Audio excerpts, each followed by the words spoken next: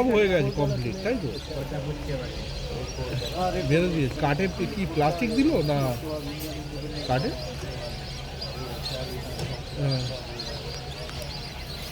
হ্যাঁ ও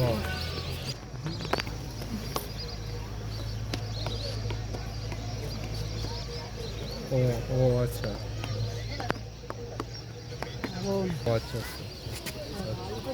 আছে। হ্যাঁ সোজা দিন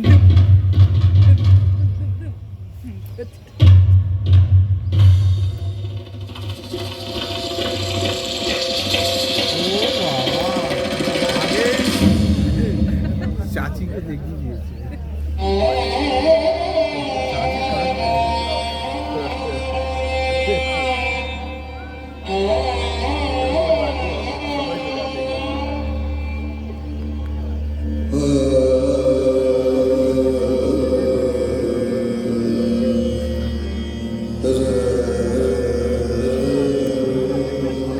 चमन के तख्त पर शाह गुल का तजम्मुल था। हजारों बुलबुलों की फौज थी, शोर था तो गुल था। खिज़ां के दिन जो जागे था, न था जज़ खार गुलशन में। दिखाता बाग़बान रो रो, यहाँ गुंजा यहाँ गुल था। এই বাগিচার সিংহাসনে ফুলের রাজা ছিল আসে। বুলবুলি তার কলরবে ভরিয়ে দিত সমস্ত দিন। আজকে শুধু পাতা ছড়া, বাগানে নেই একটি কাঁটা। চোখের জলে মালি বলে হারিয়ে যাওয়া ফুলের কথা। আজ বহু শতাব্দীর ঘুম ভেঙে জেগে উঠছে ইতিহাস। আকাশে হাজার ফেরেশতার আলোর মতো ঘুম ভাঙছে কথা। সময়ের পাতায় হারিয়ে যাওয়া মুখ আজ আবার যেন স্পষ্ট হয়ে উঠছে, বলছে শোনাও শোনাও আমাদের কথা।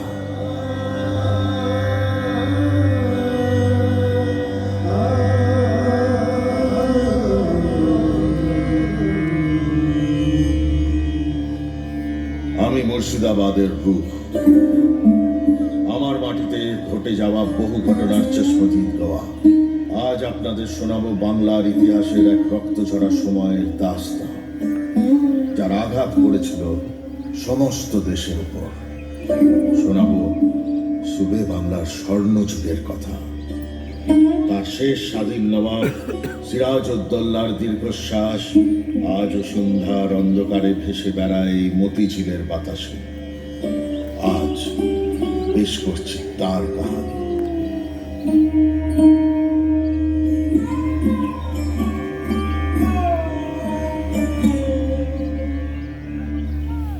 আমাদের এই কাহিনী শুরুয়াত 1704 সালে, যখন বাংলার দেওয়ান মুর্শিদ কুলি খান ঢাকা থেকে দিওয়ানি উঠিয়ে নিয়ে আসেন ভাগীরথী তীরে এই শহরে। তখন আমার নাম ছিল মুকসুদাবাদ। মুঘল সম্রাট আওরঙ্গজেব, যিনি তাকে বাংলার দেওয়ানের পদে বসিয়েছিলেন কুর্তুলব খান উপাধি দিয়ে, কাজে সন্তুষ্ট হয়ে তিনিই তাকে নতুন উপাধি দেন মুর্শিদ কুলি খান, যার নামে আজ আমার নাম মুর্শিদাবাদ। তার আমলে শুরু হয় বাংলা, বিহার, উড়িষ্যার নবাবী হুকুমত। সুখে শান্তিতে আর সমৃদ্ধিতে মুর্শিদাবাদ হয়ে ওঠে ভারতবর্ষের অগ্রগণ্য নগরী। কিন্তু সবার অলক্ষ্যে মহাসাগর পার হয়ে ঘনিয়ে আসছিল কালো দিন। 1690 সালে জোরজাহান মুঘল সম্রাটের কাছ থেকে ব্রিটিশ ইস্ট ইন্ডিয়া কোম্পানির হয়ে বার্ষিক 3000 টাকা নজরানা হুগলির তীরে 3টি গ্রাম ঘিরে গোবিন্দপুর, সুতানপুর আর কলকাতা। আর 1715 সালে কেনা হয় হুগলি নদীর 2 তীরে 38খানা গ্রামের শব্দ। ইংরেজ দেশের মাটিতে তার পাকা ঝাঁকে যায় মহাকাল পলাশের প্রান্তরের দিকে এক পা এগিয়ে গেলেন। 1725 সালে মুর্শিদ কুলি খানের দেহান্তের পর মসনদে বসেন তার জামাই সুজা খান, এবং 1739 সালে সুজা খানের পুত্র সরফরাজ খান। কিন্তু আমরা বলবো 1740 সালের কথা। যখন নবাবকে যুদ্ধে পরাজিত করে বাংলা, বিহার, উড়িষ্যার মসনদ দখল করেন আলীবর্দী খান। কালের রঙ্গমঞ্চে একে একে প্রবেশ করলেন আমাদের কাহিনীর প্রধান চরিত্ররা। আলীবর্দীর কোনো পুত্র সন্তান ছিল না। তিনি তার 3 মেয়ের বিবাহ দিয়েছিলেন তার বড় ভাই হাজী আহমেদের 3 ছেলের সঙ্গে।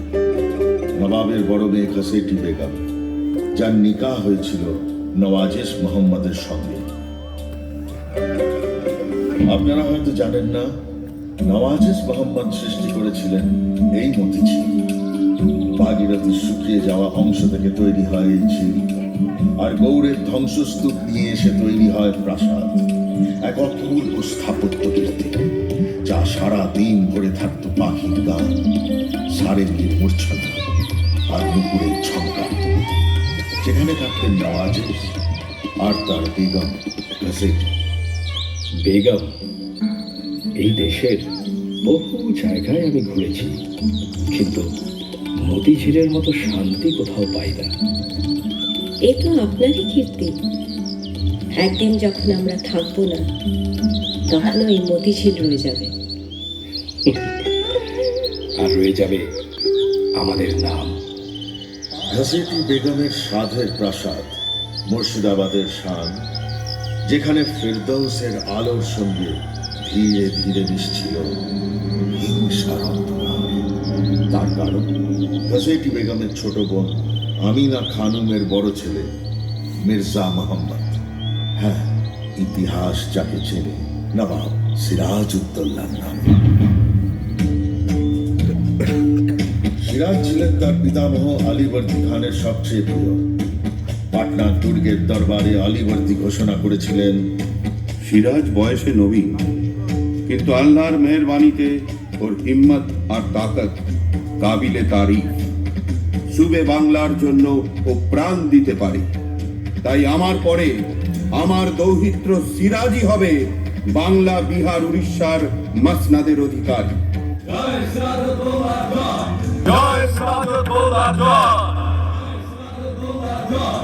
তখন সিরাজের বয়স 17 বছর।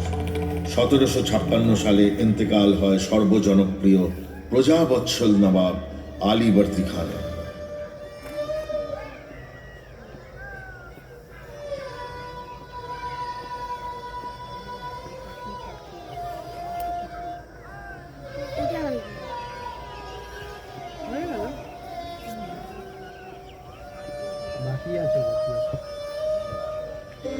মাত্র 23 বছর বয়সে মসনদে বসলেন সিরাজউদ্দৌলা।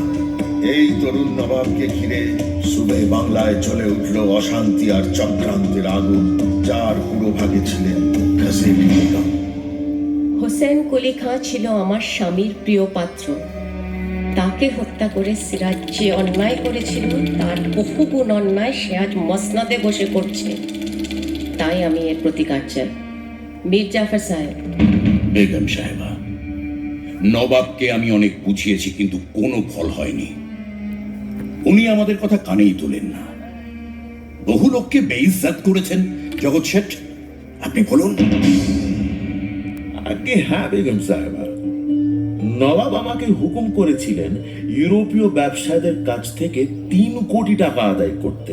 আমি যখন বলি এই কাজ অসম্ভব, উনি সবার সামনে আমাকে চর মেরেছেন। ছি, এই ঘমন্ড, এই গুস্তাখি খোদাও মাফ করবেন না। আপনি কি বলেন ক্লাইভ সাহেব? That subetar has grown in arrogance after being crowned. He is a perfect nuisance. He's also accusing us of unfair trade practices. Mr. Watts here can bear testimony to that. He has recently suffered at his hands. Quite right. The Nawab has ordered us to destroy the fortified walls at Calcutta and not make any further constructions without his permission. He wants to dictate us and the way the East India Company trades. Kintu, uhake amra mani kona. We ask for your help in this matter, respected Begum Sahiba. আজ আপনাদের এই তকলিফ দেওয়ার এটাই কারণ। সিরাজকে না সরালে বাংলার আর আমাদের অনেক দুর্গতি আছে। Begum Sahiba, don't you worry. We shall get that Subedar. ওহাকে আমরা শেষ করিব। যত সহজ ভাবছেন কাজটা তত সোজা নয় সাহেব। সিরাজ বয়সে ছোট হলে কি হবে, খুব বুদ্ধিমান। আমাদের হুঁশিয়ার হয়ে কাজ করতে হবে। গোস্তাকে মাফ করবেন বেগম সাহেবা, কিন্তু সিরাজকে সরালে বাংলার মাসনাদ যে খালি হয়ে যাবে, সেখানে আপনি কাকে দেখছেন? Why, Mir Jafar Saab? You seem to be a great candidate. Would you like to be Nawab of Bengal? আমি? না না সাহেব, তা হয় না। আমি চাই মাসনাদে অন্য কেউ বসুক, কিন্তু তা বলে হুজুর রাজি হয়ে যান, এই মৌকা আর মিলবে না। কত কোটি টাকা আছে তোষাখানায় জানেন? হিরে জওয়ারাত, হুকুমত, সবার মালিক হবেন আপনি। ঠিক, দৌলত আমারও কিছু কম নেই। সিরাজকে সরানোর জন্য আমি তাও দিতে প্রস্তুত। Well, I think you can convince Yar Latif and Umi Chand to join you. After Siraj is deposed, we shall only take a small compensation for the East India Company. The rest, sir, will belong to you, to do as you please. কিন্তু আপনারা একটা কথা ভুলে যাচ্ছেন, নবাবের মোকাবিলা করা অত সহজ নয়। যদি একবার উনি খবর পান, কারোকার দাম থাকবে না। ক্লাইভ সাহেব, উনি ইংরেজদের দু চোখে দেখতে পারেন না, হুঁশিয়ার থাকবেন। আর আমাদের দল আরো ভারী করতে হবে, এখানে অনেকেই আর নামাক খায়। Well, very soon. Uhadir Amra Namakaram Banahetipo.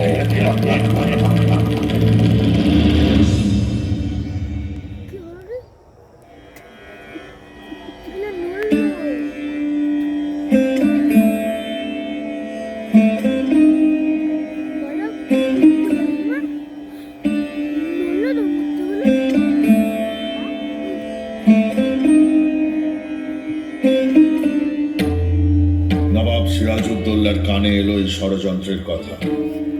তিনি ঘাসেটি বেগমের প্রাসাদ দখল করে বেগমকে নিয়ে এলেন মুর্শিদাবাদ আর অবরোধ করলেন কাসিম বাজার। ওয়াটস অঙ্গীকারপত্র দিতে বাধ্য হলেন, কিন্তু তা মানা ইংরেজের পক্ষে সম্ভব ছিল না। এই খবর এলো সিরাজের কাছে। বাদ্দিকি হুজুর, কি খবর মীরমদন? হুজুর, ইংরেজ কাশিম বাজারের চুক্তি মানছে না, নিজেদের মার্জি মাফিক সেনা চালাচ্ছে। কি এত সাহস? এরা বানিয়ার ছদ্মবেশে আমার বাংলাকে কেড়ে নিতে চায়। এবার ওদের একটা চরম শিক্ষা দিতে হবে। মীরমদন, সৈন্য প্রস্তুত করো, আমি কলকাতা আক্রমণ করে গুঁড়িয়ে দিতে চাই। জোর হুকুম। 16 জুন 1756 ঝড়ের মতন সিরাজের সৈন্যদল আছড়ে পড়ল কলকাতা। 20 জুন ফোর্ট উইলিয়াম আক্রমণ করল নবাবী সেনা।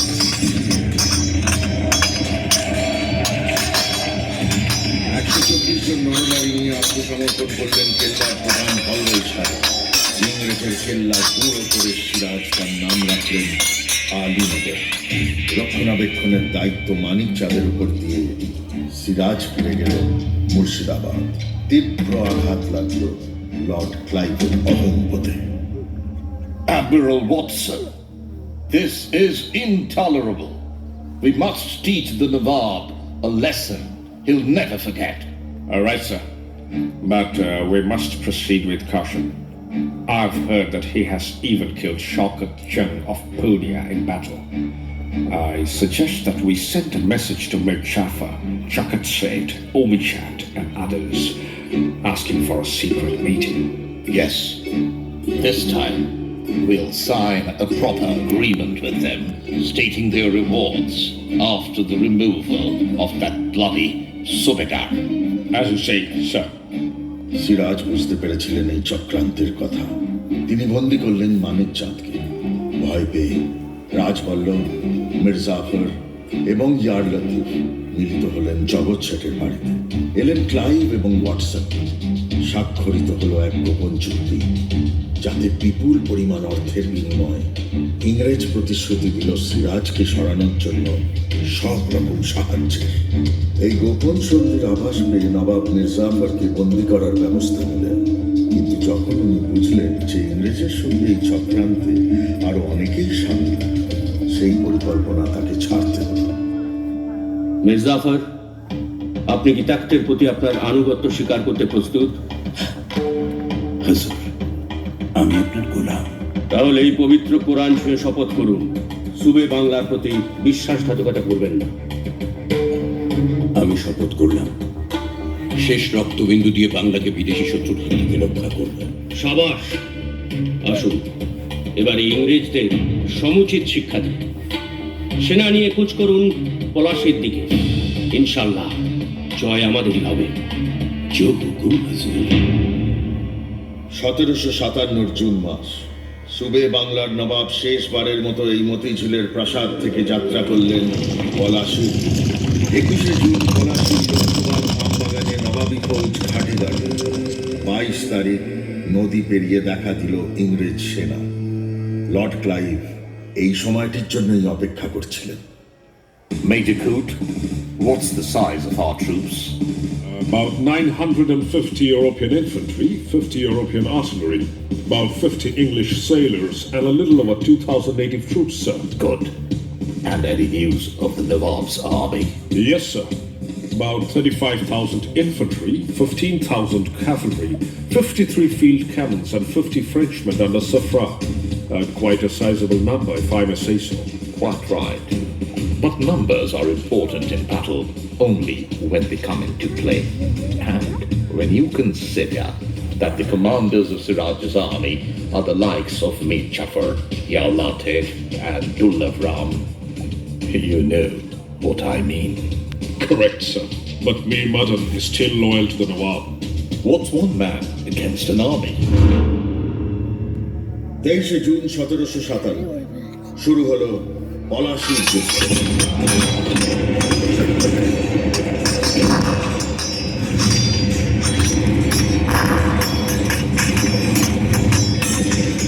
একাধির মতো আক্রমণ করলেন ইংরেজ সেনা। তার প্রবল পরাক্রমের কাছে কিছু হতে শুরু করলেন ক্লাইভ।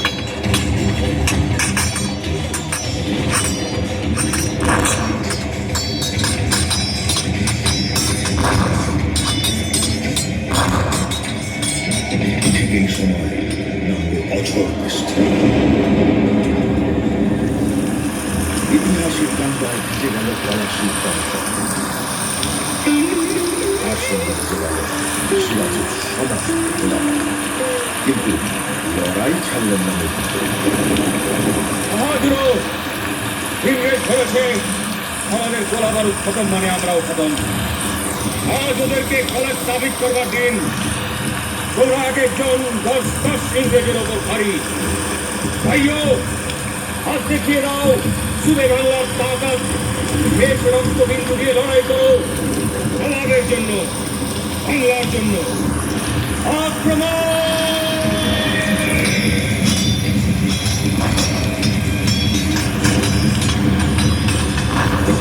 ইতিমধ্যে থাকা ইংরেজ সেনার অপরিচিত গুলিতে শহীদ করে নিয়ে গেল। সিরাজের কাছে সেই খবর নিয়ে এলো মির্জাফর। বীর বীর মদন আমাদের ছেড়ে বেকাজ করেছে। মির্জাফর, আমি বুঝতে পারছি না আমাদের কি করা উচিত। হুজুর, আমার মনে হয় সৈন্যরা ক্লান্ত। আপনি যদি যুদ্ধবিরতি ঘোষণা করান, তাহলে আমরা কাল সকালে তাজা হয়ে ওই ইংরেজগুলোর উপর ঝাঁপিয়ে পড়তে পারি। তবে তাই হোক, আমার বাংলাকে যে কোনো মূল্যে স্বাধীন রাখতেই হবে। কিন্তু বিশ্বাসঘাতক মির্জাফরের এই পরামর্শের পিছনে আসল মতলব ধরতে পারেননি সিরাজ। তার রণক্লান্ত সেনা যখন একটু বিশ্রামের জন্য অস্ত্র ত্যাগ করেছে, ঠিক সেই সময় ঝড়ের মতো আক্রমণ করল ইংরেজ। হতচকিত সিরাজ 2000 অনুগণ নিয়ে মুর্শিদাবাদের উদ্দেশ্যে পলাশীর প্রান্তর লাল করে অস্ত্র গেল বাংলা।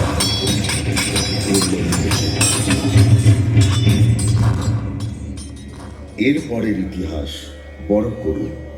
বেগম লুৎফুন্নেসা আর কন্যাকে নিয়ে পাটনার উদ্দেশ্যে যাত্রা করার পথে ধরা পড়লেন সিরাজ। কোণঠাসা বাঘকে খাঁচায় ভরে নিয়ে আসা হলো মুর্শিদাবাদে। মির্জাফর হুকুম দিল সিরাজকে বন্দি রাখা, কিন্তু তার ছেলে মিরনের মতলব ছিল অন্য। সে তলব করল মোহাম্মদী বেগকে। মোহাম্মদী বেগ, আব্বা হুজুর বলেছেন সিরাজকে কয়েদ করতে, কিন্তু আমার মনে হয় তাতে খতরা বাড়বে।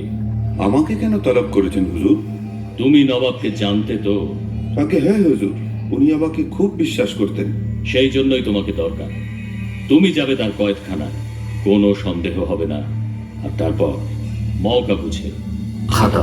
কি বলছেন হুজুর? যা বলছি তাই করো। ওকে না সরালে আমরা কেউ বাঁচবো না, তুমিও না। এই নাও মোহর, যাও হত্যা করো সিরাজকে। এরপর ঘাতকের তলোয়ারের আঘাতে শেষ হয়ে গেল সুবে বাংলার শেষ স্বাধীন নবাবের দাস্তা। সেই রক্তে ভেজা মসনদে ইংরেজরা বসালো মির্জাফরকে। কোটি কোটি টাকার বিনিময়ে বিকিয়ে গেল দেশের স্বাধীনতা। 200 বছরের জন্য ভারতবর্ষ চলে গেল পরাধীনতার অন্ধকারে। কালের রঙ্গমঞ্চ থেকে এরা সবাই একে একে বিদায় নিয়েছে। তাদের কৃতকর্মের সাজা সবাইকে ভুগতে হয়েছে। আজ এক বুক স্মৃতি নিয়ে বসে আছি আমি মুর্শিদাবাদ, এই কাহিনী আপনাদের শোনানোর জন্য। আর এই আশায় আমার মাটি আবার আবাদ হবে। এই মতিঝিল যেমন আবার পাখির গানে ফুলের গন্ধে হেসে উঠেছে, মুর্শিদাবাদ আবার জাগবে নতুন করে এই নতুন স্বাধীন বাংলায়, যেখানে আমরা সবাই নবাব। নমস্কার, শুভরাত্রি, শাব্বা খায়ের।